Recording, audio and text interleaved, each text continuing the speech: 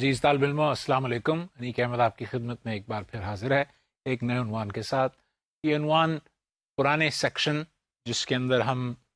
بچوں کے ارتقاء کے نظریوں کے بارے میں بات کر رہے ہیں اس کی ایک کڑی ہے، اور آج ہم جو مضمون یا عنوان اس ضمن میں کور کریں گے اس کا تعلق جو ہے وہ بیہیویئرزم،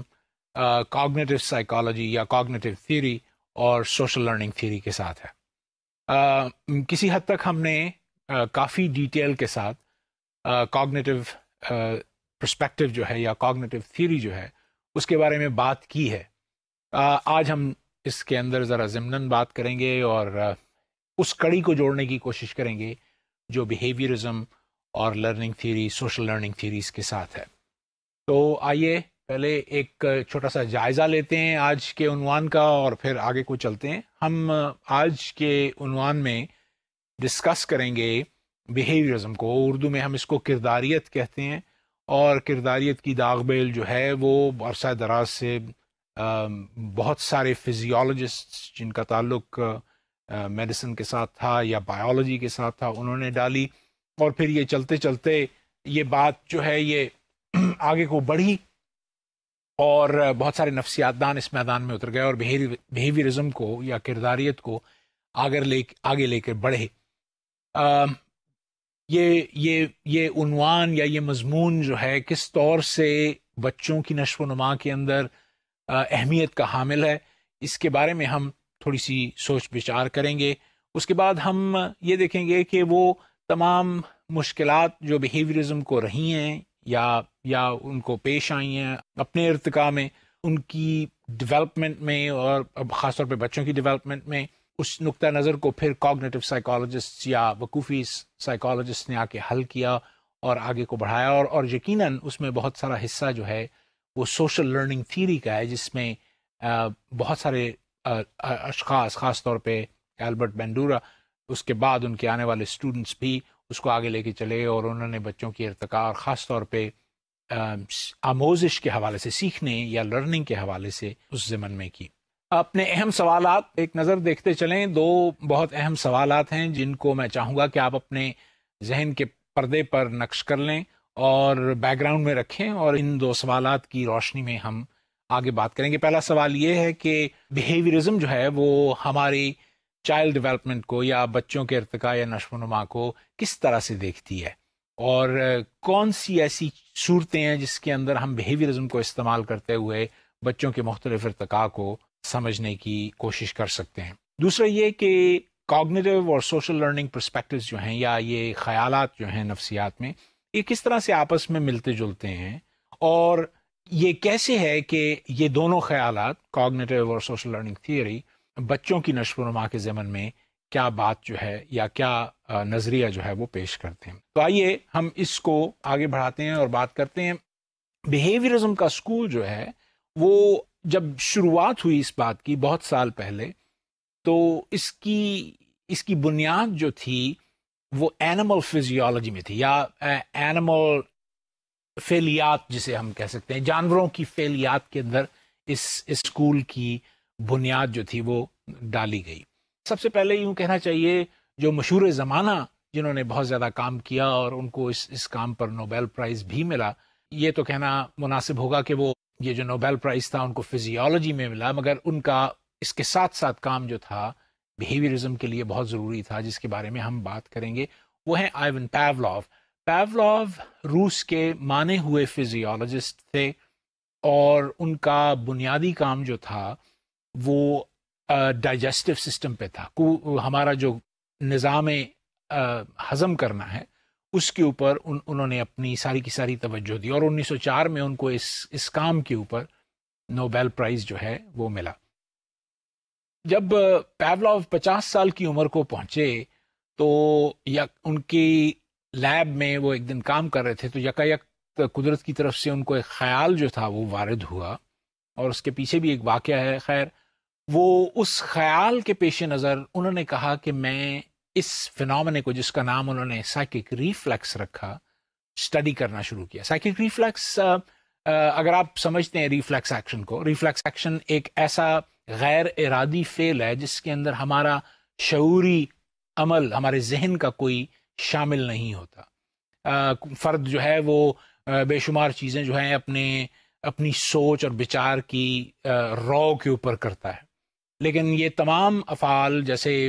اگر چولہے پہ ہاتھ لگ جائے تو ہاتھ آپ جلدی سے ہٹاتے ہیں، یہ غیر ارادی طور پر سرزد ہوتا ہے. اس کے اندر ذہن کا یا سمجھ کا یا شعور کا اس طرح سے گہرا تعلق جو ہے وہ نہیں ہوتا. تو ہم یہ جانتے ہیں، اور یعنی یہ صدیوں سے اس بات کا پتہ ہے انسان کو، کہ جتنے غیر ارادی افعال ہیں، جتنے بھی ریفلیکس ایکشنز ہیں، ان کے لیے ایک اسپیسیفک سٹیمیولس کی ضرورت ہوتی ہے. یعنی چولہے کا گرم ہونا یا چولہے کی آگ کا موجود ہونا جو ہے، اگر وہ ہاتھ کو جلاتا ہے تو ہاتھ جو ہے وہ پیچھے آتا ہے. اگر چولہا بند ہو تو یقیناً اگر آپ کا ہاتھ چولہے کو لگ جائے تو بے معنی بات ہے، آپ اپنا ہاتھ پیچھے کو جھٹکتے نہیں ہیں. تو اس لیے مخصوص سٹیمیولس جو ہے وہ اس رسپانس کو جسم کے اندر پیدا کرتا ہے. اور ہم سب جانتے ہیں کہ بے شمار ریفلیکس ایکشنز ہیں. ہم نے بچوں کی نشو و نما کے ضمن میں اپنے پچھلے عنوان میں تقریباً 30-32 ریفلیکس ایکشنز کے بارے میں مختصراً بات کی ہے، اور یہ دیکھا ہے کہ بہت سارے ایسے سٹیمیولائی جو موجود ہوتے ہیں ہماری زندگیوں میں، وہ ان افعال کو یا ان رسپانسز کو بڑی آسانی کے ساتھ بغیر شعور کی مدد کے ایووک کرنے میں یا الیسٹ کرنے میں ہماری مدد کرتے ہیں. اب پیولوو، میں آپ کو واقعہ بتاتا چلوں، وہ یہ تھا کہ پیولوو روس میں اپنے لیب میں کام کرتے تھے، اور ان کے ساتھ بے شمار ان کے اسسٹنٹس جو تھے وہ کام کرتے تھے. تو کچھ اس طرح سے ہوا کہ ایک ایکسپیریمنٹل سیٹ اپ میں، جس میں انہوں نے ایک کتے کو ایک ٹیبل کے اوپر کھڑا کر کے اس کو ہارنس میں باندھا ہوا تھا، اور وہ اس کو کھانا دیتے تھے، اور کھانا بھی وہ دیتے تھے اسیٹک ایسڈ. یہ یوں سمجھیں کہ کھٹائی، یعنی یہ ہمارا سرکے کی ایک فارم ہے، آپ سمجھ لیں، اور ڈائلیوٹڈ فارم ہے اسیٹک ایسڈ کی. تو جب وہ کتا جو ہے، اور کچھ صورتوں میں وہ میٹ پاؤڈر بھی پرووائڈ کیا کرتے تھے کتے کو، وہ یہ ہوتا تھا کہ جس وقت سرکے کو آپ کتے کے منہ کے اندر ڈالیں تو سیلیوری ریفلیکس، ہمارا لعاب جو ہے وہ غیر ارادی طور پر باہر نکلنا شروع ہوتا ہے. آپ بھی اس زندگی میں آپ نے یہ تجربہ کیا ہوگا کہ جب گھر میں کھانا پک رہا ہوتا ہے اور اسی خوشبو آ رہی ہوتی ہے، اور اماں جان باورچی خانے میں اچھا سا کھانا پکا رہی ہوتی ہیں، تو خود بخود منہ کے اندر لعاب جو ہے وہ آنا شروع ہو جاتا ہے، اس تیاری کے پیش نظر کہ اب ہم کھانا جو ہے وہ کھائیں گے. تو یقیناً اس رد عمل کا یا اس فعل کی بنیاد جو ہے، یا سٹیمیولس جو ہے، وہ کھانے کی خوشبو ہے، یا کھانے کا مزہ یا ذائقہ جو ہے وہ اگر منہ کے اندر ہے تو اس سے یہ رسپانس پیدا ہوتا ہے. تو یہ ایک بالکل فزیکل ڈیمینشن میں ایک سٹیمیولس کا ہونا اور پھر اس کے رسپانس کا ہونا جو ہے آپس میں جڑا ہوا ہے. ہوتا اس طرح سے ہے کہ اگر جب پیولوو نے یہ تجربات شروع کیا، خاص طور پہ جب وہ قوت ہاضمہ کے اوپر کام کر رہا تھا، تو اس نے یہ نوٹس کیا کہ صرف ایک ہی ریفلیکس نہیں ہے کھانا کھانے کے دوران، بلکہ بہت سارے اور ریفلیکسز جو ہیں وہ ہماری ڈیجسٹو ٹریک کے اندر موجود ہوتے ہیں، جس کے اندر سے یہ ریفلیکسز جو ہیں وہ پیدا ہوتے رہتے ہیں. تو جو وہ اس کا اسسٹنٹ تھا، وہ جب ایکسپیریمنٹل سیٹ اپ جو تھا وہ تیار ہو گیا، تو اس کا اسسٹنٹ کھانا کتے کے لیے لانا بھول گیا، اور قدرے خفگی کے ساتھ پیولوو نے کہا بھائی وہ کھانا کدھر ہے، وہ ہم تجربہ نہیں کر سکتے. تو وہ بیچارہ گھبراہٹ میں بھاگا گیا، کہنے لگا میں 1 منٹ میں کتے کے لیے کھانا لے کے آتا ہوں. جب وہ واپس گیا اور جب وہ آنے لگا تو اس کے بوٹوں کی آواز جو تھی وہ برآمدے میں کتے کو سنائی دی، اور جیسے ہی وہ برآمدے میں اس کو کتے کو وہ آواز سنائی دی، چونکہ وہی جو اسسٹنٹ تھا وہ اس کتے کو کھانا دیا کرتا تھا بار بار، تو وہ جو کتا تھا اس کے منہ میں لعاب آنا شروع ہو گیا. تو پیولوو جو تھا وہ بڑا حیران ہوا، اس نے کہا یہ کیسے ہو گیا، یہ کتا جو ہے یہ ہم نے اس کو کھانا تو پیش کیا نہیں، اس نے صرف بوٹوں کی آواز سن کے ہی اس کے منہ میں لعاب آنا شروع ہو گیا. تو وہ اپنے سر کو کھجلنے لگا. جیسے ہی وہ اسسٹنٹ کمرے میں داخل ہوا، اس نے کہا واپس جاؤ دوبارہ ایک دفعہ. اس نے کہا اچھا. وہ واپس اس نے اس کو بھیج دیا اور اس نے کہا دوبارہ آؤ. وہ جب دوبارہ آیا اور اس کے قدموں کی آواز کتے کو سنائی دی، تو پھر سے اس کے دہن میں سے لعاب جو تھا وہ نکلنا شروع ہو گیا. تو وہ بڑا پریشان ہوا. اس نے کہا کہ یہ کیسے ممکن ہے؟ یہ تو ایک ایسا اسٹیمیولس ہے جس کا تعلق اس ریفلیکس کے ساتھ نہیں ہے. یعنی کھانا ہو یا کھانے کی خوشبو ہو تو انسان سوچ سکتا ہے کہ ہاں لعاب جو ہے وہ نکلا ہے، لیکن جوتوں کی آواز جو ہے وہ کس طور سے اس غیر ارادی فعل کے ساتھ منسلک ہو سکتی؟ تو وہ اپنا سر کھجلتا کھجلتا، چونکہ وہ بہت بڑے فزیولوجی کے انسٹیٹیوٹ میں کام کرتا تھا، باہر آ گیا. اور اس وقت پیولوف کی عمر 50 سال کی تھی، یہ 1895 کا واقعہ. تو وہ باہر آیا اور آ کے اس نے اپنے دوستوں سے کہا کہ یار میں نے ایک نیا فنامنا جو ہے ڈسکور کیا، جس کا نام میں نے سائیکک ریفلیکس رکھا ہے. یعنی اس میں نفسیاتی پہلو ہے اور بایولوجیکل یا حیاتیاتی پہلو نہیں ہے. یعنی جو سٹیمیولس ہے وہ نفسیاتی ہے، اور اس نفسیاتی سٹیمیولس کی وجہ سے یہ غیر ارادی فعل جو ہے جانور کے اندر پیدا ہو رہا ہے. تو وہ جو اس کے دوست تھے وہ پیولوف کو کہنے لگے میاں یہ تم غلط رستے پہ چل گئے، تم فزیولوجسٹ ہو، تمہارا تعلق نفسیات کے ساتھ نہیں ہے، تم ایسا کام نہ کرو. لیکن یقیناً پیولوف تھا، اس نے کہا نہیں بھائی میں تو یہ اسی فنامنا کو اسٹڈی کروں گا. اور اس نے یقیناً اس فنامنا کو پھر کئی سال تک اسٹڈی کیا، اور میرا خیال ہے اس کی بنیادی مشہوری پوری دنیا میں اسی عمل کی وجہ سے کہ اس نے ماڈیفیکیشن آف ریفلیکس ایکشن کے اوپر کام کیا. یعنی جو ہمارا غیر ارادی فعل ہے اس کے لیے جو مخصوص سٹیمیولس ہے اس کی بجائے ایک اور نیوٹرل سٹیمیولس اسی فعل کو پیدا کر رہا ہے. تو اس ماڈیفیکیشن آف ریفلیکس کی بنیاد پر اس نے ایلیمنٹس آف لرننگ کے اوپر بات کی. یعنی ہم سیکھتے کیسے ہیں. جانور، کتے جیسا جانور جو ہے وہ یہ سیکھ گیا کہ جوتوں کی آواز جو ہے اس کا مطلب یہ ہے کہ یہ ایک سگنل ہے جس کے معنی یہ ہیں کہ کھانا آ رہا ہے.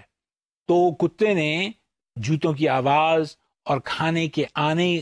کے سٹیمیولس کے درمیان ایک ایسوسیشن کو پیدا کر لیا، اور یہ ایک ایسوسیٹیو فارم آف لرننگ ہے جو بنیاد بن گئی لرننگ کی پیولوف کے ہاں. پیولوف یقیناً اس زمن میں بہت ہی ذہین اور بہت ہی میٹیکولس سائنٹسٹ تھا. اس نے بے شمار تجربات اس زمن میں کیا، اور اس کے بے شمار اسٹوڈنٹس اور اس کے کالیگز جو تھے اس کے ساتھ انوالو ہو گئے. جب پیولوف مرا تو اس کی لیب میں تقریباً 100 ریسرچ سائنٹسٹ جو تھے وہ کام کرے. حتیٰ کہ روس نے اس زمانے میں، اور اس زمانے میں سوویت یونین ہوتا تھا، سوویت یونین نے وہ فزیولوجی کا انسٹیٹیوٹ جو تھا وہ پیولوف کے نام کر دیا، اور اس کو اب ہم Pavlov royal academy of sciences in Russia in Soviet union, اس کا نام اب پیولوف انسٹیٹیوٹ جو ہے وہ رکھا گیا. یہ سارا کا سارا یہ تجرباتی کام اور پیولوف کی مشہوری پوری دنیا میں اس سے پہلے اس کے ڈائجسٹو ٹریکٹ کے کام کے اوپر جس سے اسے نوبیل پرائز ملا، یہ پھیلتے پھیلتے ظاہر ہے روسی زبان سے ٹرانسلیشنز ہوئی انگریزی میں اور دیگر زبانوں میں، اور پھر ان ٹرانسلیشنز نے امریکہ میں ایک آدمی جان واٹسن نامی اس کو بہت زیادہ متاثر کیا. جان واٹسن جو تھا وہ بھی ایک بیہیویئرسٹ تھا، اور اس نے بنیادی طور پہ یہ بات سوچنے کی کوشش کی یا بیان کرنے کی کوشش کی، خاص طور پہ وہ جھنجھلا بیٹھا تھا نفسیات کے میدان میں کہ جو بہت سارے نفسیات دان ہیں وہ مائنڈ کی یا ذہن کی یا شعور کی بات کرتے ہیں، لیکن وہ کسی طور سے بھی اس کو لیبارٹری میں دکھا نہیں سکتے. یعنی اگر کسی کو کہا جائے کہ مجھے لیبارٹری میں اپنا ذہن کھول کے دکھانے کی تم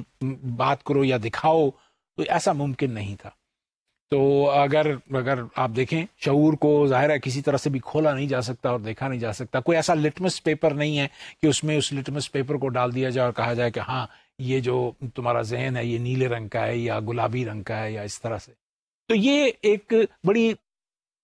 مشکل بات تھی واٹسن کے لیے. اور اس جھنجھلاہٹ میں 1913 میں اس نے ایک پیپر پڑھا اور کہا کہ ہم کو توجہ دینی چاہیے بیہیویئر کی طرف جس کو ہم دیکھ سکتے ہیں، جس کو ہم ریکارڈ کر سکتے ہیں، جس کو ہم آبزرو مشاہدہ جس کا ہم کر سکتے ہیں. ہمیں نہیں چاہیے نفسیات میں کہ ہم ذہن کی طرف یا شعور کی طرف یا خاص طور پہ لاشعور کی طرف جیسے فروئڈ نے کہا اس طرف توجہ دیں. تو اس نے کیا کیا کہ اس نے پیولوف کی بنیادی جو اس کے اصول تھے فزیولوجیکل، خاص طور پہ سائیکک ریفلیکس کو لے کر وہ آگے کی طرف بڑھا، اور اس عمل کے دوران وہ اس نے بہت سارے تجربات انسانوں کے ساتھ کیے، اور خاص کر ایک تجربہ جو اس کا مشہور زمانہ ہے وہ لٹل ایلبرٹ کے ساتھ کیا، جس کا ہم ذکر ابھی تھوڑی دیر میں کریں گے، اور کوشش کریں گے کہ اس تجربے کو بچوں کی نشو و نما کے ضمن میں ذرا غور سے دیکھ سکیں۔ اس سے پہلے کہ ہم اپنی بحث کو آگے لے کے چلیں، میں آپ کے ساتھ قدم با قدم مل کر پاولوف کا چھوٹا سا یہ جو تجربہ ہے اس کو آپ کے سامنے پیش کرتا ہوں، اور امید کرتا ہوں کہ آپ کو یہ سمجھ آ جائے گا، اور یہ بھی امید رکھتا ہوں کہ آپ نے اپنی جنرل سائیکالوجی کے کورس میں یا اسی طرح کے کوئی اور کورس میں اس کے بارے میں پہلے سے پڑھا ہوگا۔ تو ہم اس کا ایک چھوٹا سا ریویو کرتے ہیں، یہ جاننے کے لیے کہ کس طرح سے لرننگ جو ہے یا آموزش جو ہے وہ جانداروں میں وقوع پذیر جو ہے وہ ہوتی ہے۔ تو اگر آپ اس سلائیڈ کو دیکھیں تو اس کے اندر آپ کو نظر آئے گا کہ سب سے پہلی چیز جو ہے کسی بھی غیر ارادی فعل کے لیے یہ ڈیٹرمن کرنا ہے کہ سٹیمیولس کیا ہے اور اس کا رسپانس جو ہے کیا ہے۔ پاولوف کے کیس میں یا پاولوف کے کتے کے کیس میں ہم نے ویک ایسڈ، اسیٹک ایسڈ یا سرکہ سمجھ لیں جو کھٹائی مائل ہوتا ہے وہ استعمال کیا، اور یہ کھٹائی مائل سرکہ جو ہے اگر منہ میں ڈالا جائے تو اس سے منہ کے اندر لعاب جو ہے بہت تیزی کے ساتھ نکلنا شروع ہوتا ہے۔ پاولوف اس کو انکنڈیشنڈ سٹیمیولس کہتا ہے، اس ویک ایسڈ کو یا اس سرکے کو جو اس کتے کے منہ میں ڈالا جاتا ہے اس کو انکنڈیشنڈ سٹیمیولس کہتا ہے، اور یقیناً جو رد عمل اس کے نتیجے میں پیدا ہوتا ہے لعاب کا نکلنا، اس کو ہم انکنڈیشنڈ رسپانس کہتے ہیں۔ تو یہ پہلا سٹیپ آپ نے ڈیٹرمن کر لیا پہلے سے ہی کہ یہ غیر ارادی عمل جو ہے یا فعل جو ہے کس طرح کا، اس میں سٹیمیولس کیا ہے اور اس میں رسپانس کیا ہے۔ اب ہم آتے ہیں اپنے دوسرے سٹیپ کی طرف۔ دوسرا سٹیپ جو ہے وہ ایک ٹون پر مشتمل ہے۔ ٹون ایک آواز ہے جو کہ کسی بھی ٹون جنریٹر سے پیدا کی جا سکتی ہے۔ فرض محال آپ کے ذہن میں اکثر سنا ہوگا، یہ عموماً سیل فون کی گھنٹیاں جو ہیں یہ بھی ٹونز کی صورت میں ہوتی ہیں، اور کئی سیل فونز کے اوپر ٹونز ہوتی ہیں۔ تو ایک ٹون ہے، ٹون کی آواز جو ہے وہ پیں اس طرح کر کے ہو سکتی ہے۔ تو ٹون کی مختلف فریکوینسیز ہو سکتی ہیں، مثلاً ایسی ٹون جو بہت اونچی ہے، باریک ٹون ہے، تو اس کی فریکوینسی جو ہے وہ 2000 سائیکل پر سیکنڈ ہو سکتی ہے۔ پھر ایک ٹون ہے جو ذرا زیادہ بھاری ہے، تو اس کی ٹون جو ہے 1000 سائیکل پر سیکنڈ ہو سکتی ہے۔ تو اونچی والی ٹون میں آپ کے سامنے یہ مذاق خیز بات ہے مگر پیش کرتا ہوں، جو اونچی ٹون ہے وہ پیں کر کے ہوگی، اور جو بھاری ٹون ہے وہ پیں کر کے ہوگی، اس لیے فرق ہو جائے گا۔ تو دونوں کی فریکوینسی، تو آپ ان میں سے کوئی ایک ٹون چن لیں، یا کوئی بھی کسی قسم کی ٹون جو ہے وہ چنی جا سکتی ہے فریکوینسیز کے لیے۔ تو جب آپ یہ ٹون چن لیتے ہیں تو پھر آپ جاتے ہیں اور تیسرے سٹیپ کے اندر کنڈیشننگ کو دیکھتے ہیں۔ مثلا پہلے آپ کیا کرتے ہیں کہ آپ وہ ٹون پریزنٹ کرتے ہیں کتے کو، اور یا پاولوف نے کیا، اور پھر اس کے بعد اس کو ویک اسیٹک ایسڈ جو ہے وہ پیش کرتے ہیں کھانے کے لیے، یا اس کے منہ میں ڈالتے ہیں، جس کی وجہ سے اس کے منہ میں لعاب جو ہے وہ آتا چلا جاتا ہے۔ یہ عمل جو ہے ٹون کے پریزنٹ کرنے کا، اور اس کے بعد منہ کے اندر اسیٹک ایسڈ ڈالنے کا یا ویک ایسڈ ڈالنے کا، اور اس کے دہن میں لعاب کے آ جانے کا، اس عمل کو بار بار دہرایا جاتا ہے، تقریباً 20 بار۔ عموماً 10 بار ہی کافی ہوتا ہے، لیکن 20 بار اس بات کی گارنٹی کرتا ہے کہ اب جو وہ عمل ہے وہ پکا ہوگی۔ تو اس صورت میں جو ٹون ہے اس کو ہم کنڈیشن سٹیمیولس کہیں گے۔ اگر آپ اپنی سلائڈ پہ دیکھیں تو CS لکھا ہے اس کے اوپر، اور ویک ایسڈ کو انکنڈیشن سٹیمیولس یا US کہیں گے، اور آف کورس سیلیویشن کو انکنڈیشن رسپانس یا UR کہیں گے۔ اگر اس عمل کو جیسے میں نے کہا 20 بار یا 25 بار دہرا لیا جائے تو پھر 26ویں باری جب ہم یہ عمل کرتے ہیں تو صرف ہم ٹون پریزنٹ کرتے ہیں، اور ویک ایسڈ یا کھانا یا سٹیمیولس جو فزیولوجیکل سٹیمیولس پرائمری سٹیمیولس ہے وہ پریزنٹ نہیں کرتے، اور یہ دیکھتے ہیں کہ ٹون جو ہے بالکل ویسے ہی منہ کے اندر دہن کے اندر لعاب لے آتا ہے جیسے کہ ویک ایسڈ جو ہے پہلے لا رہا ہوتا ہے۔ تو کنڈیشننگ کا عمل جو ہے وہ ہو گیا۔ یعنی کنڈیشننگ سے مراد یہ ہے کہ ایک سٹیمیولس ٹون اور دوسرا سٹیمیولس ویک ایسڈ آپس میں ایسوسیٹ ہو گئے۔ اگر وہ ایسوسیٹ ہو گئے تو پھر ایک سٹیمیولس جو سگنل ہے، جو کنڈیشن سٹیمیولس ٹون کا ہے، وہ کافی ہے دہن میں لعاب کے لے آنے کو۔ تو کنڈیشننگ کا عمل جو ہے وہ ہو گیا۔ اب اس کے ساتھ بے شمار اور تجربات پاولوف نے کی، اور وہ سارے تجربات یقیناً آپ کی نظر سے گزرے ہوں گے۔ ہم ایک خاص قسم کا تجربہ جو ہے وہ آپ کے سامنے پیش کرتے ہیں، اور پھر اس کو ہم بچوں کی لرننگ یا ایسوسیشن کے اندر استعمال کرنے کی کوشش کریں گے. وہ تجربہ جو ہے وہ اسٹیمیولس جنرلائزیشن کا ہے.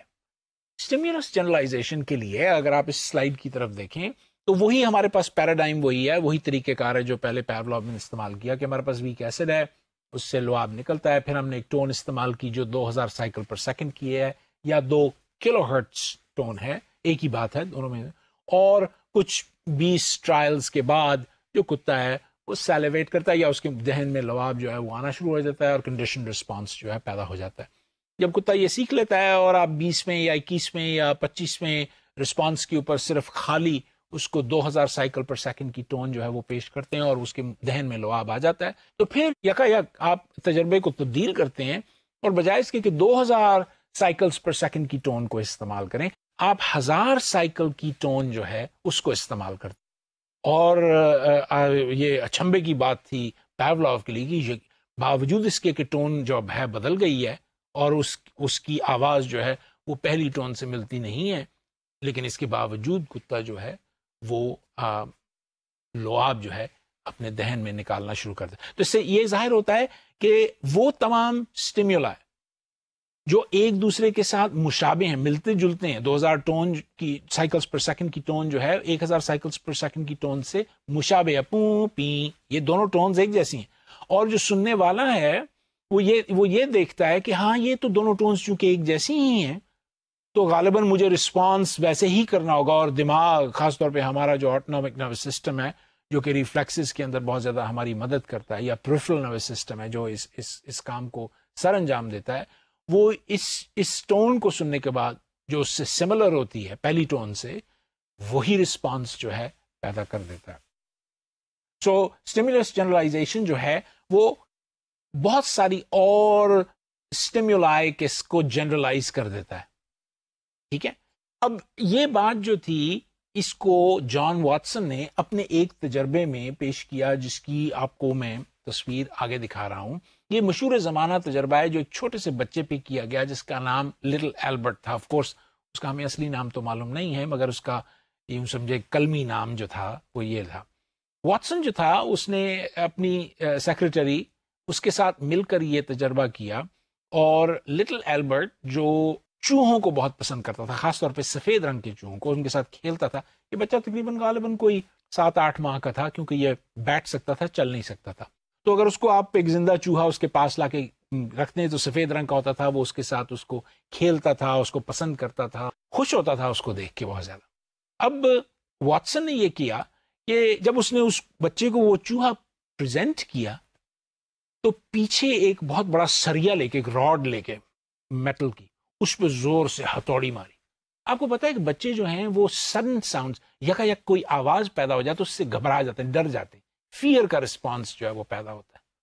اور وہ بچہ جو ہے وہ رو پڑتا ہے. تو یہ بچہ جو تھا جس وقت اس کو پہلے جو چوہا موجود تھا اور اس کے ساتھ وہ کھیلتا تھا اور محبت رکھتا تھا اس کے ساتھ, جس وقت اس نے یہ آواز سنی اور اس کے اندر خوف کا وہ ایلیمنٹ پیدا ہوا تو وہ گھبرا گیا کہ یہ کیا ہوا میرے ساتھ. تو وہ جو چوہا تھا اس کا وہ اس کو دیکھ کے اس کو ڈرانا شروع ہو گیا. جب بھی چوہا اس کے سامنے پیش کیا جاتا واٹسن وہ ہتھوڑی لے کر اس سریے کے اوپر زور سے وہ ہتھوڑی مارتا اور ایک زور سے آواز پیدا ہوتی جس سے بچہ جو ہے ڈر جاتا. اس طرح کرنے سے کچھ دیر بعد وہ بچہ جو تھا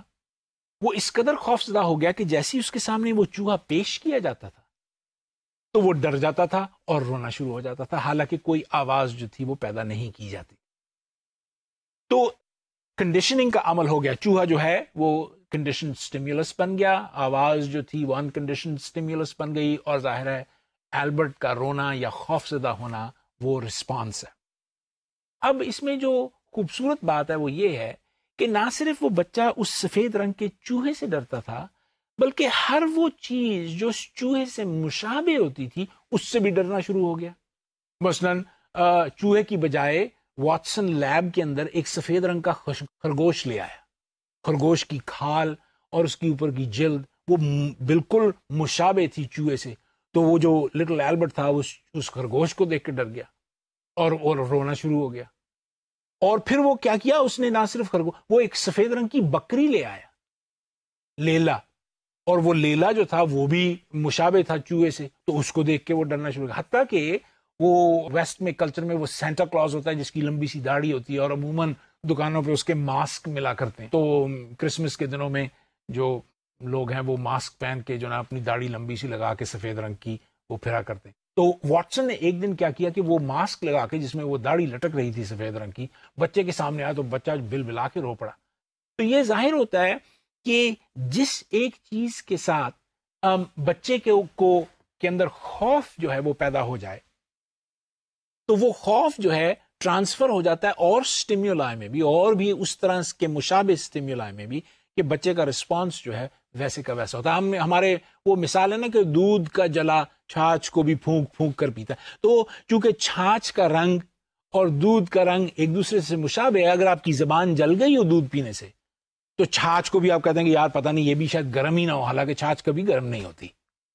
ٹھیک ہے، تو اس سے یہ ظاہر ہوتا ہے کہ سیکھنے کا عمل جو ہے وہ مشروطیت یا مشروط ہونے پر منحصر ہے. ایک سٹیمیولس دوسرے سٹیمیولس کے ساتھ جس وقت کسی طور پہ شرطیہ طور پہ آپس میں جڑ جاتا ہے تو لرننگ یا آموزش کا عمل جو ہے وہ ہو جاتا ہے. اب یہ بات جو ہے یہ سمجھ لینی چاہیے خاص طور پہ پیولوف کے زمن میں اور واٹسن کے زمن میں، کہ ان لوگوں نے کم از کم ایٹ لیسٹ جو کلاسیکل کنڈیشننگ کا نظریہ اس کے زمن میں، کہ انسان جو ہے وہ دراصل بے شمار ریفلیکسز پر مبنی ہے، اور بچپن میں اس کے پاس سوائے ریفلیکسز کے یا غیر ارادی افعال کے اس کے علاوہ کچھ ہوتا نہیں ہے. یہ افعال جو ہیں کسی نہ کسی طرح سے اور سٹیمیولائی میں جنرلائز ہوتے ہیں، اور جیسے جیسے انسان کا ارتقاء یا وہ بڑا ہوتا ہے یا پروان چڑھتا ہے تو یہ غیر ارادی افعال ہی اس کی بنیادی افعال کا بیسس بنتے ہیں یا ان کی بنیاد بنتے ہیں، جس کی بنا پر ہمارے مختلف واقعات اور ایونٹس اور یہ تمام چیزیں یا ہمارے رسپانسز یا افعال جو ہیں وہ پیش آتے ہیں یا ممکن ہو پاتے ہیں. تو میرا جو بیہیویئر ہے یا میرا جو کردار ہے اس کی بنیاد جو ہے وہ ان ماڈیفائڈ ریفلیکسز پر بیسڈ ہے جو کہ میں نے بچپن میں یا اس کے بعد بھی سیکھے تھے، اور وہ کسی نہ کسی طرح سے اور بہت سارے سٹیمیولائی کے ساتھ ایسوسیٹ ہو گئے اور جنرلائزیشن کے عمل سے گزر گئے. اس زمن میں خاص طور پہ پیولوف اپنی زندگی کے آخر میں جب پہنچا تو اس کا انٹرسٹ جو تھا وہ سوشل سائیکالوجی کی طرف ہو گیا، اور بلکہ کسی حد تک سائیکائٹری کی طرف ہو گیا، جس میں وہ یہ انٹرسٹڈ تھا اس بات کے لیے کہ لوگوں کے اندر یہ لوگ جو ہیں وہ کس طرح سے کیوں بیہیو کرتے ہیں. تو وہ اس کے انالیسس کرتا تھا بڑے ڈیپلی. تو وہ ایک اس نتیجے پہ پہنچا کہ ہر انسان کے اندر ایک موزیک ہے، ایک بیہیویئرز کا، بہت سارے کمپلیکیٹڈ بیہیویئرز کا ایک جمع غفیر ہے جو مل گیا ہے اور وہ ایک ساتھ اکٹھا ہو گیا ہے. اور اس کی بنیاد جو ہے وہ دماغ کے اندر مختلف ایکسائٹیٹوری اور انہیبیٹوری سرکٹس کی وجہ سے، یعنی بہت سارے ایسے سرکٹس موجود ہیں جن سے ہم ایکسائٹ ہو جاتے ہیں، اور بہت سارے ایسے سرکٹس ہیں جن کی وجہ سے ہم انہیبٹ ہوتے ہیں. وہ سارے سرکٹس جو ہیں وہ کسی نہ کسی ریفلیکسو یا ایسوسیٹیو کمپوننٹس میں آپس میں لنکڈ ہوتے ہیں، اور ان کمپوننٹس کی وجہ سے ہمارے کمپلیکیٹڈ بیہیویئرز جو ہیں وہ بنتے ہیں. اس کو وہ ڈائنامک کارٹیکل موزیک کہتا ہے کہ ہمارے دماغ کے اندر یہ مختلف ایکسائٹیٹوری اور انہیبیٹوری کنیکشنز جو ہیں ہمارے کمپلیکیٹڈ بیہیویئرز کو بنانے کے لیے کوشاں رہتے ہیں. میں اس وقت ایک چھوٹی سی سمری کر دوں کلاسیکل کنڈیشننگ کی تاکہ آپ لوگوں کو آسانی ہو جائے. اگر آپ اس سلائیڈ کی طرف دیکھ رہے ہیں تو آپ کو یہ نظر آئے گا کہ ہم نے اوپر جو بات کی ہے کلاسیکل کنڈیشننگ کے ضمن میں، اس میں ہم نے کنڈیشن سٹیمیولس، انکنڈیشن سٹیمیولس اور انکنڈیشن رسپانس کو آپس میں نتھی کیا ہے، جوڑا ہے. اور ہم نے یہ دیکھا ہے کہ اگر کوئی بھی کنڈیشن سٹیمیولس، اس کیس میں جیسے بیل ہے، ٹون کی جگہ ہم بیل استعمال کر سکتے ہیں، ویک ایسڈ کے ساتھ اگر ایسوسیٹ کر دی جائے تو ان دونوں کی ایسوسیشن سے انکنڈیشن رسپانس یا کنڈیشن رسپانس بعد میں پیدا کیا جا سکتا ہے. اس زمن میں ایک بات جو کلاسیکل کنڈیشننگ کے ماننے والوں کے اندر تھی یا اور اس کے بعد بھی بہت سارے جو بیہیویئرس تھے اس چیز کو مانتے تھے، وہ یہ تھی کہ انسان جو ہے اس کا دماغ خاص طور پہ دراصل ایک سوئچ بورڈ کا کام کرتا ہے، اور باہر ہونے والے واقعات جو سٹیمیولائی ہوتے ہیں وہ سینسز کے تھرو پروسیس کرتا ہوا یہ سوئچ بورڈ رسپانسز جو ہے وہ پیدا کرتا ہے. تو دوسرے لفظوں میں جو انسان یا اس کا دماغ ہے وہ دراصل کچھ بھی نہیں ہے، بلکہ پرانے زمانے کے میں وہ جو ٹیلی فون کے آپریٹر ہوتے تھے اور بڑا سارا سوئچ بورڈ ہوتا تھا، ایک طرف سے کال آ رہی ہے دوسری طرف بھیجنا ہے، اس سوئچ بورڈ کو وہ استعمال کر کے ایک سینس کو ایک رسپانس کے ساتھ کسی نہ کسی طرح سے جوڑنے کے عمل کا نام کلاسیکل کنڈیشننگ ہے. تو اس میں موٹی بات یہ تھی کہ انسان کا ذہن جو ہے وہ دراصل خالی ہے، وہ کچھ بھی نہیں ہے، ایک تاروں کا گچھا ہے جس کے اندر ایک طرف سے ایک سینس جو ہے وہ ایکٹیویٹ ہوتی ہے ایک سٹیمولس کی وجہ سے، اور اس گچھے میں سے گزرتی ہوئی عضلات یا پٹھوں کے اندر جاتی ہے اور ایک انسان جو ہے ایک فیل جو ہے وہ کرنے میں کامیاب ہو جاتا ہے. تو یہ ایمٹی آرگنزم کا کانسیپٹ جو ہے، اگر آپ اس تصویر میں دیکھیں اس سلائیڈ کے اندر تو آپ کو نظر آئے گا کہ نیچے کنڈیشن سٹیمولس ہے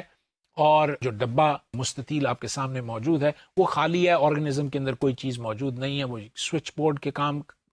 کرتی ہے، اس کا جو دماغ ہے سوئچ بورڈ کا کام کرتا ہے اور اس سے کنڈیشن رسپانس جو ہے وہ پیدا ہوتا ہے. یہ عمل یا یہ خیال جو ہے آگے کو فروغ پاتا گیا اور ایک امریکن سائیکالوجسٹ جس کا نام بی ایف اسکنر تھا اس خیال کو آگے لے کے چلا. اس نے کہا کہ ٹھیک ہے، بالکل یہ بات درست ہے کہ واقعی انسان کے دماغ کو ایسے ہی تصور کرنا چاہیے جیسے کہ ایک سوئچ بورڈ ہے، اور اس دماغ کا ذاتی طور پہ کوئی فائدہ نہیں، یہ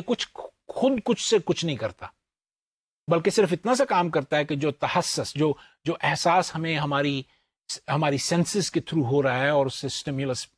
جو ہے وہ سٹیمولس سے اس کے اندر کوئی ایکٹیویشن پیدا ہو رہی ہے، اس کو وہ کنیکٹ کر کے ایک رسپانس کے ساتھ ملا دیتا ہے. لیکن اس نے تھوڑی سی تبدیلی جو ہے، تھوڑی سی تو نہیں کافی ساری تبدیلی جو ہے وہ بیہیویئرزم کے ایک نئے اینگل میں کر دی، اور اس نے یہ کہا کہ گو کہ کلاسیکل کنڈیشننگ درست ہے، مگر دراصل جانور جو ہے خاص طور پہ اگر ہم ریفلیکسز سے باہر آ جائیں، بے شمار ایسے افعال بھی ادا کرتا ہے جن کی بنیاد جو ہے ان غیر ارادی افعال کی طرح نہیں ہے. مثلا یہ بات تو یقینی ہے کہ اگر میرے منہ میں کھانا رکھا جائے تو لعاب نکلے گا، اس میں تو کوئی ایسی شبہ کی بات نہیں ہے. لیکن کچھ ایسے بیہیویئرز ہیں جانوروں میں بھی اور مجھ میں بھی جو کہ ریفلیکسز پر بیسڈ نہیں ہیں، جن کی بنیاد جو ہے وہ غیر ارادی افعال پر نہیں بلکہ ارادی افعال کے اوپر ہے. مثلا آپ یہ دیکھتے ہوں گے کہ جانوروں میں فرض کیا جائے ایسا فیل بھی پیدا کیا جا سکتا ہے جو ان کے اندر قدرتی طور پر موجود نہ ہو. یہ جتنے آپ نے اکثر سڑکوں پہ لوگ دیکھے ہوں گے جو جانور لے کے آپ کو جانوروں کا تماشا دکھاتے ہیں، وہ سارے کے سارے کسی نہ کسی طور پہ ایک نئی قسم کی کنڈیشننگ کا استعمال کرتے ہیں اور جانوروں میں وہ واقعات پیدا کر دیتے ہیں یا وہ افعال پیدا کر دیتے ہیں جو قدرتی طور پر ان میں موجود نہیں ہوتے. مثلا بندر والا جو ہے وہ اپنی ڈگڈگی بجاتا ہے تو بندر جو ہے وہ ناچنا شروع کر دیتا ہے. اگر آپ جنگل میں جائیں تو کوئی بندر ناچتا نہیں ہے. یا طوطا توپ چلاتا ہے تو طوطا جو ہے وہ جنگل کے اندر توپیں نہیں چلاتا. تو یہ کسی انسان کی اختراع ہے کہ اس نے طوطے کو یہ سکھایا ہے کہ تم توپ چلاؤ. تو وہ توپ چلانے کا عمل جو ہے وہ اس میں غیر ارادی طور پر موجود نہیں ہے، ریفلیکسو نہیں ہے یا ریفلیکس ایکشن نہیں ہے اس کے اندر، اور جس کی وجہ سے اس کو ٹریننگ کے اندر سے گزرنا پڑتا. تو اسکنر نے سوچا کہ اگر ہم کسی جانور کو ایسا عمل سکھانا چاہتے ہیں جو اس کے اندر موجود نہ ہو تو ہم کیا کریں. تو وہ اس نتیجے پہ پہنچا کہ اس کو اس جانور کے اندر کوئی ایسا عمل پیدا کرنا یا انسانوں میں کوئی ایسا عمل پیدا کرنے کے لیے ہم کو کسی نہ کسی طور پہ اس کو ری انفورس کرنا یا ری انفورسمنٹ دینی پڑے گی، اس کو کوئی انعام دینا پڑے گا، انسینٹیو دینا پڑے گا. آخر میں کسی بچے کو آپ چاہتے ہیں کہ وہ اپنے کپڑے جو ہے وہ صاف ستھرے رکھے، تو یہ ممکن ہے کہ آپ اس کو کہیں کہ اگر تم اپنے کپڑے صاف ستھرے رکھو گے تو میں تم کو تمہاری پسندیدہ آئس کریم جو ہے وہ کھلا دوں گا. تو اگر وہ اس انعام کا خواہاں ہے، وہ چاہتا ہے کہ اس کو یہ انعام ملے، تو یقیناً وہ اپنے کپڑے جو ہے وہ صاف ستھرے رکھنا شروع کر دے گا. اسی طرح ہی جانوروں میں بھی اگر جانور جو ہے وہ ایک خاص قسم کا پھل کھانا چاہتا ہے، طوطا جو ہے وہ خاص قسم کا امرود کھانا چاہتا ہے مثلا، اور آپ کو پتا ہے کہ طوطے کے اندر لالچ ہے امرود کھانے کی، تو آپ اس امرود کو انعام کے طور پر استعمال کرتے ہوئے طوطے کو ٹرین کر سکتے ہیں کہ وہ توپ چلائے. تو یہ آپرینٹ کنڈیشننگ کا ایک فیل جو ہے وہ ہو سکتا ہے. اگر آپ اس سلائیڈ کو غور سے دیکھیں تو اس میں ڈائیگرام جو ہے وہ بالکل ویسی ہی ہے جیسے ہم نے پہلے پیولووین کنڈیشننگ یا کلاسیکل کنڈیشننگ میں پیش کی، مگر فرق صرف اتنا ہے کہ رسپانس جو ہے وہ درمیان میں ہے. سیلیویشن کا رسپانس جو ہے اس ضمن میں ہم نے یہ کیا ہے کہ کتے کو پہلے بیل سنائی دیتی ہے، وہ سیلیویٹ کرتا ہے تو اس کو کھانا ملتا ہے. یعنی سیلیویشن جو ہے وہ رسپانس پہلے ہوتا ہے اور اس کے بعد اس کا کانسیکوینس یا اس کا رد عمل جو ہوتا ہے اس میں اس کو کسی طور پہ انعام جو ہے وہ ملتا ہے. تو یہ بنیادی طور پہ آپرینٹ کنڈیشننگ کی فارم ہے. میں اس میں ایک چھوٹا سا اضافہ کرتا چلوں کہ اس آپرینٹ کنڈیشننگ کی بنیاد جو تھی وہ ایک اور امریکن سائیکالوجسٹ جن کا نام تھورنڈائک ہے انہوں نے شروع کی تھی، اور اس کو کسی نہ کسی طور سے ذرا سا اس میں تمیز کی جاتی ہے، اس کو انسٹرومنٹل کنڈیشننگ کہا جاتا ہے. گو میں ذاتی طور پہ سمجھتا ہوں کہ ان دونوں کے درمیان کوئی زیادہ فرق نہیں ہے، اگر غور سے دیکھا جائے تو یہ ایک ہی چیز ہے. ہمارے پاس اس وقت نہیں ہے. تھورنڈائک کے تجربات جو ہیں وہ اس بڑے دلچسپ ہیں اور وہ بھی غور سے دیکھنے والے ہیں اس بات کو بڑھانے کے لیے اور اس بات کو ثابت کرنے کے لیے کہ واقعی آپرینٹ کنڈیشننگ یا انسٹرومنٹل کنڈیشننگ جو ہے وہ انسانوں میں اور جانوروں میں استعمال کی جا سکتی ہے ان کو چیزیں سکھانے کے لیے. تمام باتیں ایک طرف، بچوں کی پرورش یا بچوں کا بڑھنا یا بچوں کی نشو و نما کے ضمن میں بیہیویئرزم کس طرح سے استعمال میں لایا جا سکتا ہے، اس بارے میں ہمیں تھوڑا سا غور کرنا چاہیے. ہم نے اس سے پہلے اپنے عنوانات میں اس بات کے اوپر توجہ دی، خاص طور پہ سٹیج تھیریز، درجہ بندی والی نظریات کے ضمن میں، کہ بچہ جو ہے وہ مختلف درجات میں سے بڑا ہوتا ہوتا اپنے ایڈلٹ روپ میں یا اپنے بڑے ہونے کے روپ میں پہنچ جاتا ہے. تو یہ سٹیج تھیریز جو ہیں ڈٹرمن کرتی ہیں کہ انسان جو ہے وہ پہلے چھوٹا بچہ تھا، پھر ذرا سا بڑا ہوا، پھر اور بڑا ہوا، جوان ہوا، وغیرہ وغیرہ وغیرہ. تو بیہیویئرسٹ، خاص کر بی ایف اسکنر، وہ کیا سوچتے ہیں کہ بچہ جو ہے وہ کس طرح سے بڑھتا ہے اور اس میں کس طرح سے یہ سٹیجز جو ہیں وہ آتی ہیں. تو بالعموم تمام بیہیویئرسٹ اس بات پر متفق ہیں کہ دراصل بچہ جو ہے وہ پہلے سمپلر فارم میں ہوتا ہے اور پھر زیادہ کمپلیکس فارم میں بن جاتا ہے. یعنی اگر اس کے دماغ کو ہی آپ دیکھیں تو شروع میں اس کا دماغ جو ہے، خاص طور پہ جب وہ ماں کے پیٹ میں ہوتا ہے، تو اتنا زیادہ کمپلیکیٹڈ نہیں ہوتا، سمپل دماغ ہوتا ہے. اس میں جو عصبیے یا نیورونز ہیں ان کی تعداد کم ہوتی ہے اور ان کے کنیکشنز جو ہیں آپس میں وہ کم ہوتے ہیں. لیکن جیسے جیسے وہ گرو کرتا ہے وہ کنیکشنز جو ہیں زیادہ کمپلیکیٹڈ اور زیادہ ہو جاتے ہیں. کیونکہ یہ ایک طرح سے سمپلر فارم سے مور کمپلیکیٹڈ فارم کی طرف بڑھتا ہے. اسی طور سے جو آرگیومنٹ ہے، جو لاجیکل آرگیومنٹ ہے، وہ یہ ہے کہ دراصل کوئی ایسی سٹیج موجود نہیں ہے. لرننگ جو ہے وہ سمپلر فارم میں بھی موجود ہے اور کمپلیکیٹڈ فارم میں بھی موجود ہے. اور اگر دونوں لرننگز یا دونوں آموزشوں کا مقابلہ کیا جائے تو زیادہ فرق نہیں ہے، صرف کمپلیکسٹی کا فرق ہے. یہ اپروچ جو ہے انفارمیشن پروسیسنگ نظریے نے بھی لی، اور ہم نے پچھلے اپنے عنوانات میں اس کا ذکر بھی کیا کہ یہ ایک سمپلر فارم سے مور کمپلیکیٹڈ فارم کی طرف یا زیادہ پیچیدہ فارم کی طرف جانا. میں آپ کے سامنے جو ابھی مثال پیش کرنے لگا ہوں اس کا تعلق جو ہے وہ زبان سیکھنے سے. تو اسکنر نے بے شمار تجربات کیے جس میں اس نے زبان کے سیکھنے کے عمل کو چھوٹے بچوں کے اندر اسٹڈی کیا جب وہ یہ زبان سیکھ رہے ہوتے ہیں. آپ سمجھتے ہیں، یہ جانتے ہیں، کوئی بھی جانتا ہے کہ جب بچہ جو ہے وہ بڑھ رہا ہوتا ہے تو اب شروع میں اس کو زبان پہ اتنی دسترس حاصل نہیں ہوتی، اس کی وکیبولری، اس کی الفاظ کا ذخیرہ کم ہوتا ہے، وہ بہت ساری گرامیٹیکل مسٹیکس کر رہا ہوتا ہے، گرامر کی غلطیاں کر رہا ہوتا ہے، اس کو جملے صحیح طرح سے بنانے نہیں آتے. لیکن وقت کے ساتھ ساتھ اس کی یہ ایسی پریکٹس ہوتی ہے کہ وہ بہتر جملے بنا سکتا ہے،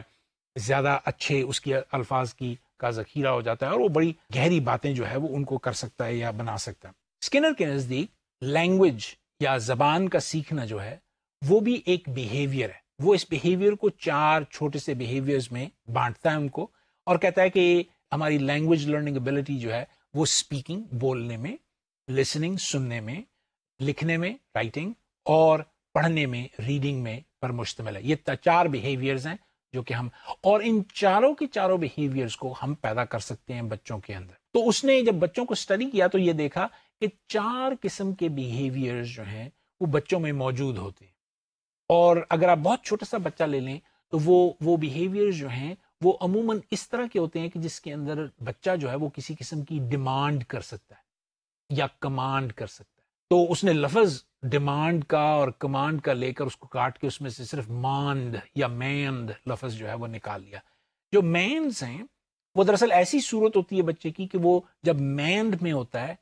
تو وہ کوئی چیز چاہ رہا ہوتا ہے اور اس کے ارد گرد کھڑے جو بڑے ہوتے ہیں وہ اس کی اس مین یا کمینڈ کو یا ڈیمانڈ کو پورا کرتے ہیں جو کہ انعام کا باعث بنتی ہے, اور بچہ جو ہے اس بیہیویئر کو اور زیادہ کرنا شروع کر دیتا ہے. مثلاً فرض کیا جائے چھوٹا سا بچہ ہے جو آپ یوں سمجھے 18 مہینے کا ہے, اور وہ باورچی خانے میں کھڑا ہے اور وہ کہہ رہا ہے کینڈی, وہ کوئی گولی کھانا چاہتا ہے, لالی پاپ کھانا چاہتا ہے. تو اس کے ارد گرد کھڑا ہے جو اس کا بڑا بھائی ہے یا والد ہے یا والدہ ہے, وہ فوراً اس کو وہ لالی پاپ یا کینڈی جو ہے اس کو اس کے ہاتھ میں تھما دیتے ہیں. تو وہ لفظ کینڈی کا کہنا, کسی کا اس کو وہ انعام دینا جو اس کا کانسیکوینس یا انعام ہے یا اس کی ری انفورسمنٹ ہے, وہ باعث بنتا ہے اس بچے کے اندر اس لفظ کو سیکھنے میں. سو لفظ کینڈی جو ہے وہ سیکھا جاتا ہے. یہ ایک بیہیویئر ہے جو اسپیکنگ بیہیویئر ہے جو کہ اس بچے میں ہوتا ہے. اسی طرح ایک بیہیویئر ہے, بچہ جو ہے جب ذرا سا اور بڑا ہوتا ہے تو وہ دیکھتا ہے کہ جب وہ کسی جملے کو یا کسی لفظ کو دہراتا ہے جو کہ کسی اور بڑے نے یا اس کے ساتھی نے یا اس کے بڑے بھائی نے کہا ہو, تو لوگ جو ہے اس کے ارد گرد خوش ہو جاتے ہیں. عموماً بچے جب ذرا 3-4 سال کے ہوتے ہیں تو وہ نقل اتارتے ہیں اپنے ماں باپ کی, اپنے بہن بھائیوں کی, اور ان الفاظ کو دہراتے ہیں جو ان کے بہن بھائیوں نے کیے ہوتے ہیں. جب ایسا ہوتا ہے تو عموماً ان کو شاباشی ملتی ہے یا لوگ ان کی طرف مسکرا کے دیکھتے ہیں یا ان کے کندھے کو تھپ تھپاتے ہیں. یہ تمام وہ انعامات ہیں جن کی وجہ سے وہ لفظ جو ہیں اس کی زبان کا حصہ جو ہے وہ بن جاتے ہیں. اسی طرح ٹیکٹ بیہیویئرز ہیں, اور یہ ٹیکٹ بیہیویئرز جو ہیں یوزلی ہوتے ہیں جس میں بچہ جو ہے وہ کسی آبجیکٹ کسی چیز کو دیکھ کے اپنے ماحول میں اس کا نام لیتا ہے یا اس کی نشاندہی کرتا ہے, تو ارد گرد کے لوگ جو ہیں اس کو شاباشی دیتے ہیں. پھر آخر میں جا کر بچہ جو ہے خاص طور پہ جب وہ پری اسکول میں یا اسکول میں داخل ہو جاتا ہے تو وہ اس قابل ہو جاتا ہے کہ وہ جا کر اپنے جو اس کو سوالات کیے گئے ہیں ان کے جوابات دے. مثلاً اگر پوچھا جائے کہ گھوڑے کے کتنے پاؤں ہوتے ہیں یا ٹانگیں ہوتی ہیں, تو وہ فوراً کھٹ سے کہہ دیتا ہے کہ 4 ہوتی ہیں. تو ایسا جواب دینے پہ جو استاد ہے وہ خوش ہو جاتا ہے, کہتا ہے شاباش تم نے ٹھیک اس بات کا جواب دیا. تو جو لینگویج ہے وہ اور زیادہ کمپلیکیٹڈ ہو جاتی ہے.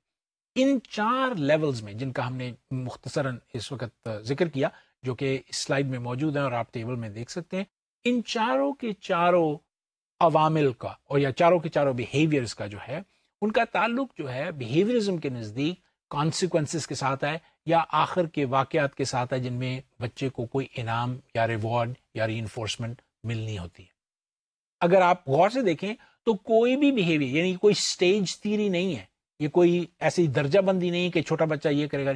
بنیادی طور پہ اصول جو ہے وہ وہی ہے. اس کو اسکنر نے وربل بیہیویئر کی ABC کہا ہے. A جو ہے وہ اینٹیسیڈنٹ کنڈیشن ہے, B بیہیویئر ہے, اور C کانسیکوینس ہے. تو اگر آپ دیکھیں چاروں بیہیویئرز میں وہی فارمولا جو ہے استعمال ہوتا ہے. اس لیے بیہیویئرسٹ کے نزدیک بچوں کو آپ کسی بھی درجہ بندی میں نہیں بانٹ سکتے, بلکہ صرف یہ کہہ سکتے ہیں کہ جو سسٹم ہے جو کہ پروسیس کر رہا ہے لینگویج کو, وہ اوائل میں شروع میں سمپلر فارم کا ہے, اور جب وہ زیادہ گرو کر جاتا ہے تو ذرا زیادہ پیچیدہ اور کمپلیکیٹڈ فارم کا ہے. اس کی نسبت سے جو لینگویجز ہیں وہ بھی کمپلیکیٹڈ ہوتی چلی جاتی ہیں. اب یہاں پر ہم ایک چھوٹا سا ڈائگریشن لیتے ہیں اور ایک طرف کو چلتے ہیں, خاص طور پہ اس زمن میں کہ ہم کوگنیٹو تھیوریز کے بارے میں بات کریں. کوگنیٹو تھیوریز جو ہیں خاص طور پہ نام چومسکی, جنہوں نے 1970 اور یا 1960 میں اسکنر کے خلاف کھڑے ہو کے بہت ساری کرٹیسزم کی اور کہا کہ اسکنر کا انالیسز لینگویج کے بارے میں بالکل غلط ہے. اور انہوں نے کہا کہ اگر ہم اس چیز کو مان لیں کہ جو لینگویج ہے وہ صرف وربل بیہیویئر کے نام کی ہے, تو پھر اس کا مطلب ہے کہ ذہن کا تو کوئی اس میں استعمال ہی نہ آیا. اور اگر تمام کے تمام جملے اور تمام کے تمام الفاظ جو ہیں وہ صرف اور صرف کنڈیشننگ پر ہی بیسڈ ہیں,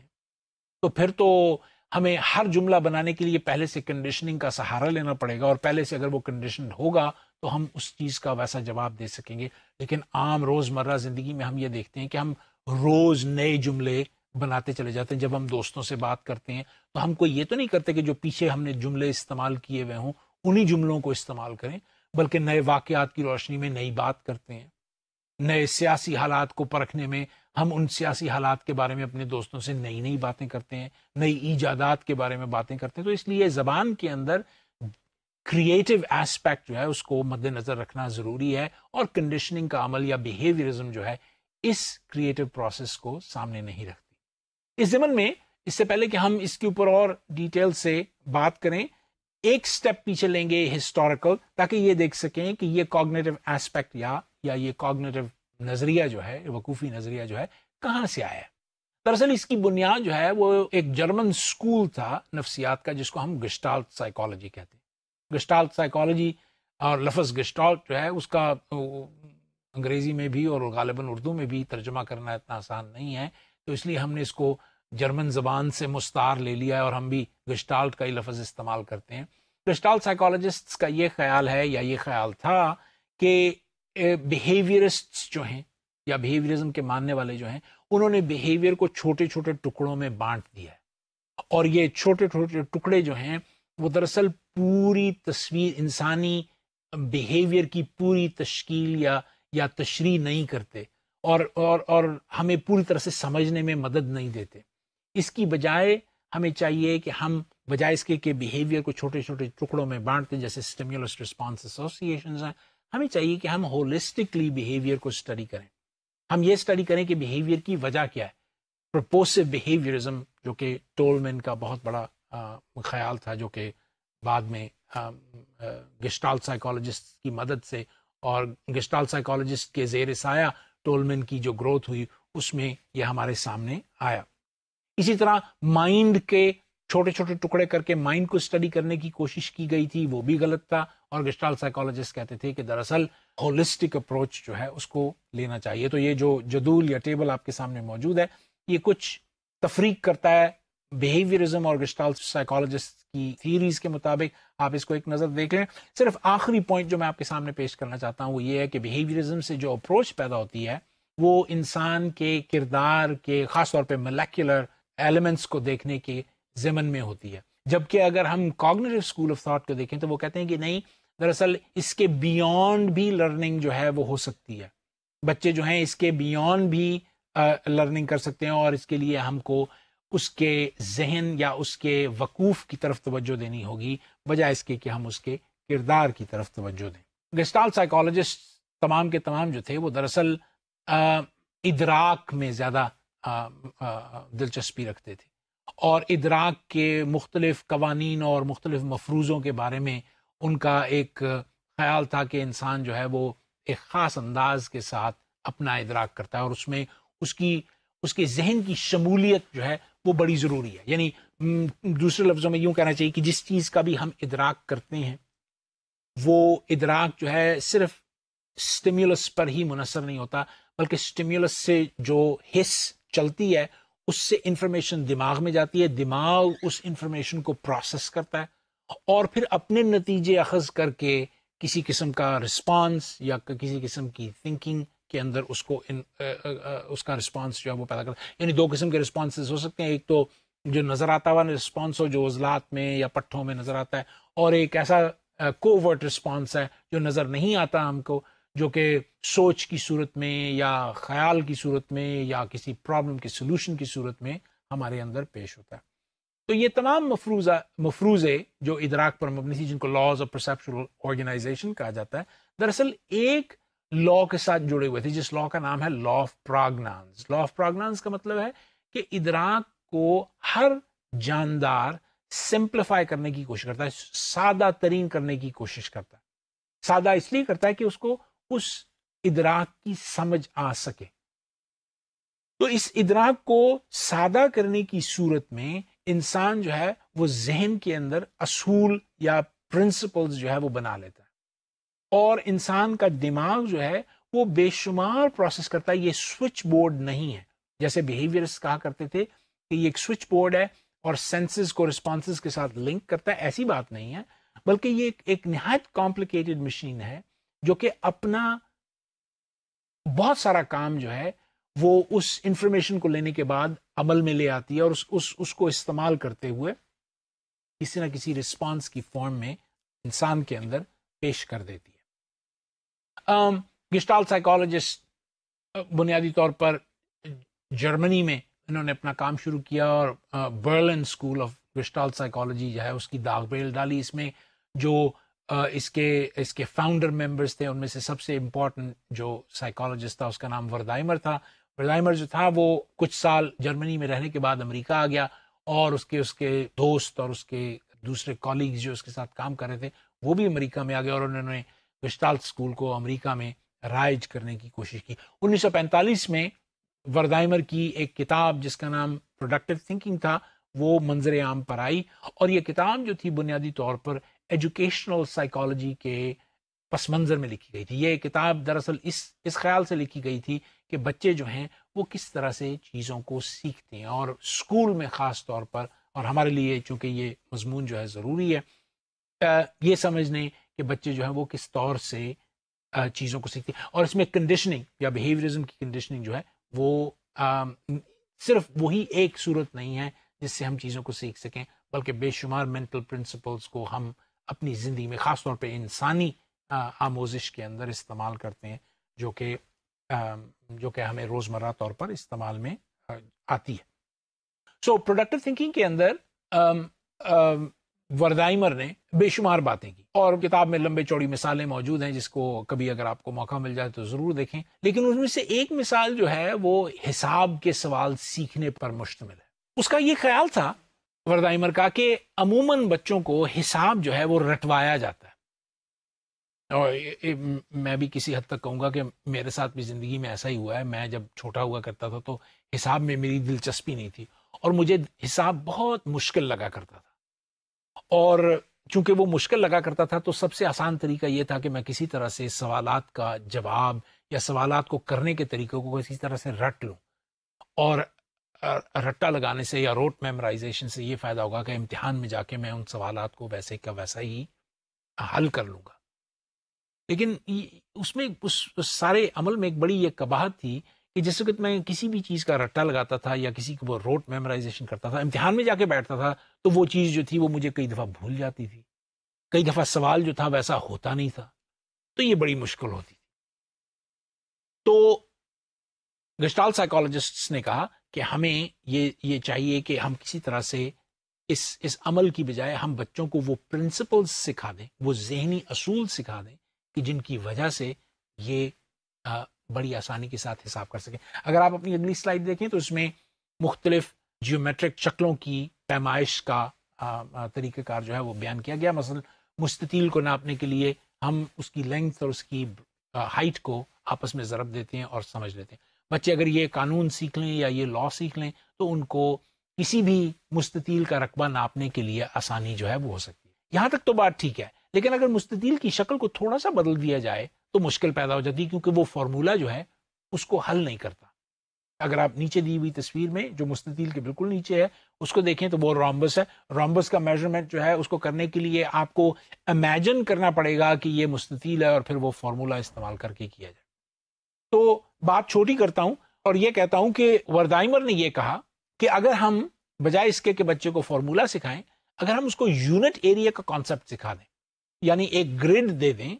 اس گرڈ کو وہ اس شکل پہ رکھ دے اور گرڈ میں جتنے مربع ہیں ان کو وہ ناپ لے, تو وہ بڑی آسانی کے ساتھ اس شکل کا, چاہے وہ شکل کسی قسم کی ہو, مربع ہو, چاہے وہ مستطیل ہو, چاہے وہ تکون ہو, چاہے وہ دائرہ ہو, کسی قسم کا بھی ہو,